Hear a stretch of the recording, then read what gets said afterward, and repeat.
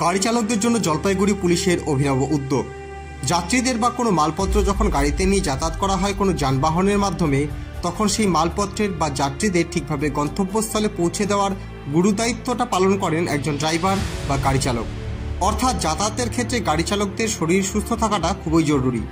তাই গাড়ি চালকদের জন্য কোতোয়ালি ট্রাফিক গার্ড ও জলপাইগুড়ি জেলা পুলিশের ব্যবস্থাপনায় ও লায়ন্স ক্লাব জলপাইগুড়ির সহযোগিতায় বিনামূল্যে চক্ষু পরীক্ষা শিবির অনুষ্ঠিত হলো জলপাইগুড়িতে। এই শিবিরে গাড়ি চালক সহ বহু পুলিশকর্মী অংশগ্রহণ করেন। জলপাইগুড়ি সদর ট্রাফিক আজকে লায়ন্স ক্লাব অফ জলপাইগুড়ি জেনেসিসের সাথে একসাথে টাই আপ করে একটা সদর ট্রাফিক অফিসেই একটা আই চেকিং ক্যাম্প করেছে। সকাল থেকেই চলছে।